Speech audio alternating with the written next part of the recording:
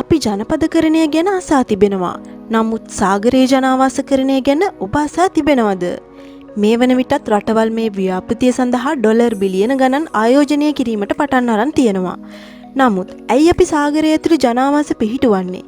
ඒකට හේතුව පෘථිවියේ අධික ජනගහනයයි. අධික ජනගහනය නිසාම අඟහරු ග්‍රහය මතද ජනාවාස පිහිටුවීමට අවධානය යොමු කරලා තියෙන්නේ ඒ නිසයි. නමුත් අපට දිය යට ජීවත් විය හැකිනම් නුදුරු අනාගතයේදී අඟහරු ග්‍රහය වෙත යාමට අවශ්‍ය වන්නේ ඇයි? දිය යට ජීවත් වීම වඩා ලාභදායක වන අතර එය අපේ නිවසට අඟහරු ග්‍රහයාමෙන් සැතපුම් මිලියන 100 ගණනක් ඈතින් පිහිටලා නැහැ. ඊට අමතරව අඟහරු ග්‍රහයා මත රැඳී සිටීම මිනිසුන්ට දැඩි මානසික ගැටලු ඇති කරන්න පුළුවන්.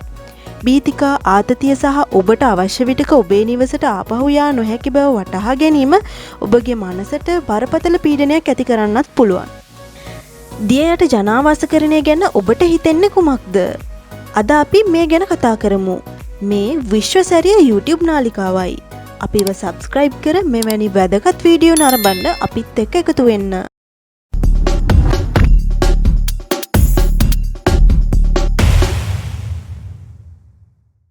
සාගරයේ හා අඟහරු මතදී අනිවාර්යෙන්ම ඔක්සිජන් සහිත ජීවන අවකාශයක් තැනීමට සිදු වෙනවා. ඒ වගේම අභ්‍යවකාශයේදී අධික උෂ්ණත්වයේ ප්‍රධාන අභියෝගයක් වන අතර සාගරයේ සිටින විට ගැටලුව වන්නේ අධික ජල පීඩනයයි. කෙසේ වෙතත් අඩි 1000කට වඩා ගැඹුරින් දිය යට ජනාවාස සෑදීම එතරම් හොඳ අදහසක් නම් නොවේ. නමුත් දැනටමත් අඩි 35000ක් ගැඹුරට මිනිසුන් යවා ඇති අතර අඟහරු ග්‍රහයා මත ජනාවාසය පිහිටුවීමට යන මුදලින් සුළු කොටසක් වැය කර දිය යට ජනාවාස ඉදි කළ හැකි බවයි පැවසෙන්නේ.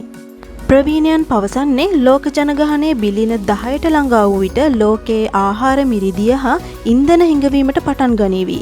කුෂිකාර්මික සහ අනෙකුත් කර්මාන්ත එතරම් ඉක්මනින් දියුණු වීමට නොහැකි වී සම්පත් ඡය වී යනු ඇති බවයි. සාගර ජනපදකරණය මේ සඳහා කදිම විසඳුමක් ලෙස ඔවුන් පවසනවා. සාගරය පිළිබඳ තොරතුරු ඇත්ත ඉතා අල්ප වශයෙන්.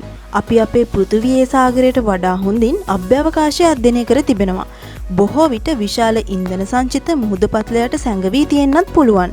ඒ වගේම අපි සාගරයේ ජීවත් වීමට ගියොත් අපේ පෘථිවියේ බාර 150කින් පමණ අඩු කරගන්නත් පුළුවන්. සාගර ජනපදකරණයට ප්‍රධාන හේතුවක් ලෙස පෙන්වා දෙන්නේ විපත් සහ ස්වභාවික ව්‍යසනයන්. ගිනිකඳු පිපිරීම්, විකිරණශීලී ශීත භූමිකම්පා, සුලිසුලන් සහ ගංවතුරින් ආරක්ෂා වීමයි. සාගර පත්ලෙත් ගිනිකඳු තියෙනවා.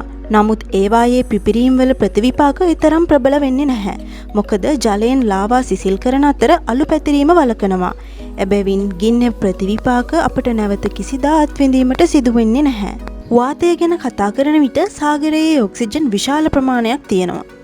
පෘථිවියේ ඔක්සිජන් සංචිත වලින් අඩකට වඩා වැඩි ප්‍රමාණයක් පිරීලා තියෙන්නේ මුහුදේ තියෙන ඇල්ගී සහ ෆයිටොලැප්ටන් නිසායි. ඒ නිසා අපට සාගරයේදී හුස්ම ගැනීමට ඔක්සිජන් වලින් නම් අඩුවක් නැති වෙයි. නමුත් ගැටලුව වන්නේ එය කරන්නේ කෙසේද කියන එකයි. මානව වර්ගයා මෙවැනි ගෝලීය පියවරක් ගැනීමට තීරණය කර සාගරයේ ජනපදකරණය පටන් ගත් විට අපි මුලින්ම අපේ ශරීරය අධිපීඩනවලට අනුවර්තනය කළ යුතුයි. සැටුරේෂන් ඩයිවින් නැත්තම් සම්ප්‍රයුක්ත කිමිදීම කියලා දෙයක් තියෙනවා.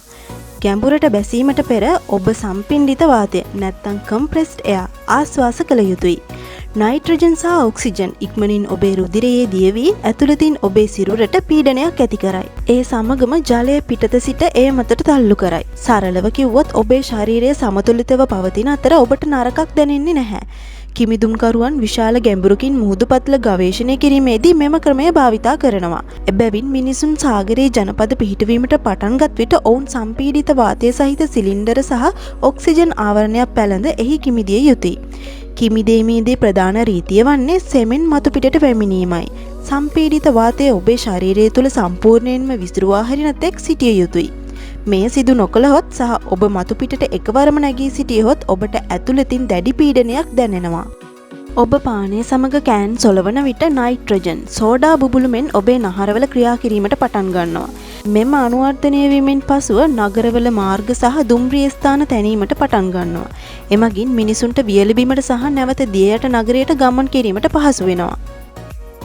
දිය යට ජීවන රටාව සඳහා අවශ්‍ය තාක්ෂණය මිනිසා සතුව දැනටමත් තියෙන නිසා එය තරම් අපහසු කටයුත්තක් නොවිය යුතුයි.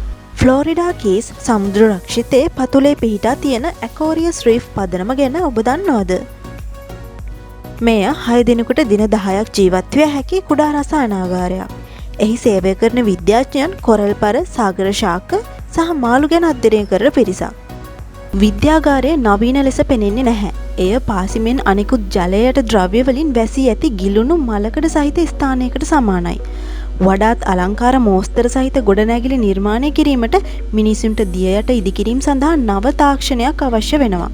එම නිසා ගෝලීය ජනපදකරණය ආරම්භ වෙලා තියෙන්නේ කියලා අපි හිතමු. ඉංජිනේරුවන් ඉදිකිරීම සඳහා අධිපීඩනයට ඔරොත්තු දිය හැකි කල් පවතින මල නොබැදෙන ලෝහ සහ අනෙකුත් ද්‍රව්‍ය භාවිතා කරයි. භාණ්ඩ ප්‍රවාහන සෝපාන ආධාරයෙන් මිනිසුන් මහා පරිමාණ ඉදිකිරීම සඳහා අවශ්‍ය සියල්ල පහළට යවාවි. එබැනි විදුලි සෝපාන සහිත දුම්රිය ස්ථාන සෑම මුහුදු හා සාගරවල දකින්නට ලැබේවි. කම්කරුවන් දිය යට ඉදිකිරීම නියම කර ඒවා විශාල නැව් හරහා ස්ටේෂන්ස් වලට ගෙනihin එතැන් සිට ස්කූබා කිමුදුම්කරුවන් සහ රොබෝවරු මගින් සාගර පත්ලේ පිහිටුවා ඇති නගරයේ වෙත රැගෙන යයි. සෑම ගොඩනැගිල්ලක්ම මහල් නිවාස රාශියක් සහිත යෝධ සබ්මැරින් වැනිය. එහි ඇතුළත සිට ජනේලයෙන් පිටත බලන විට සාමාන්‍ය පෙනුමක් ගෙන දෙයි. නමුත් ඔබට දිය යට දර්ශනයක් තමා ජලයෙන් පිටත බලාගන්න වෙන්නේ. ඒ වගේම අධික ජල පීඩනය මගින් කුණු කසල විනාශ කිරීමට අපද්‍රව්‍ය විමෝචන ඉංජිනේරුවන් විසින් සෑම නගරයකම විශාල කැප්සියුල ඉදි කරයි. මිනිසුන් බොහෝ විට මුහුදු වෙරළට ප්‍රිය කරනවා. දැන් මුහුදු වෙරළෙන් ඔබට යමින් වෙරළේ සිට පිරිසිදු ජලයේ ජීවත් වීමටයි යන්නේ. ප්‍රධාන ඉදිකිරීම අවසන් වූ විට මනුෂ්‍ය වර්ගයා දිය යට නගරවල එදිනෙදා ජීවිතය ගත කිරීමට පටන් ගනී. විද්‍යාඥයින් විසින් මුහුදු ජලය පිරිසිදු කළ හැකි ෆිල්ටර්ස් නැත්නම් පෙරහන් නිර්මාණය කරයි. සාගරයෙන් කෙලින්ම නලයක් හරහා ජලය ගෙන ගොස් ඒවා පිරිසිදු ජලය බවට පත්කර සෑම කෙනෙකුටම පිරිසිදු ජලය ලබාගත හැකි ලෙස සකසයි. විදුලි ශක්තිය ජනනය කිරීම සඳහා විදුලි කාර්මිකයන් දිය යට මෝල් නිර්මාණය කරයි. නිවසින් පිටතට යාමේදී පුද්ගලයෙකු කිමිදුම් ඇඳුමක් හා සම්පින්ඩිත වාතය සහිත සිලින්ඩරයක් රැගෙන එයා ලොක් එකක් කරහා නැත්නම් වායු අගුලක් කරහා පිටවිය යුතුයි. ගුවන් විදුලි sannivedanaya භාවිතා කරමින් මිනිසුන් ගොඩනැගිලි අතර පිහිනමින් එකිනෙකා සමග කතා කරයි. කාල ඉංජිනේරුවන් විසින් විශාල වශයෙන් ගොඩබිම මෙන් නැවුම් වාතය ගසාගෙන යාමට සහ හුස්ම ගැනීමට හැකි විශාල ඩෝම්ස් නිර්මාණය කරයි. ලෝකයේ ක්ලෝතින් බ්‍රෑන්ඩ්ස් විසින් විලාසිතාමය කිමිදුම් ඇඳුම් කට්ටල සහ දිය යට චලන සඳහා ප්‍රායෝගික උපාංග සංවර්ධනය කරයි.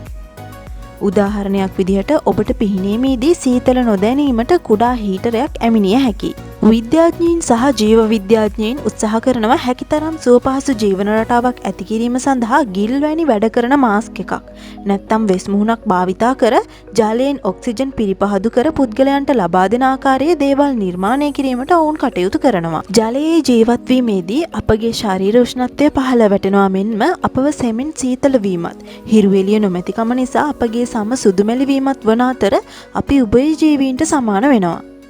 මෙම වීඩියෝව සාගර ජනපදකරණය ගැන අද ඔබගේ කුතුහලය නැති කරන්නට ඇති. එසේනම් සාගර ජනාවාසයකරණය ගැන ඔබ සිතන අදහස කුමක්ද? ඔබගේ අදහස අපට දැනගන්න පහලින් කමෙන්ට් කරන් යන්න. ඒ වගේම මේ වීඩියෝ ඔබට වටිනවා කියලා හිතෙනවා නම් ඔයාලගේ යාළුවන්ටත් බලන්න ෂෙයා කරන්න. ඔබට සුබ දවසක්.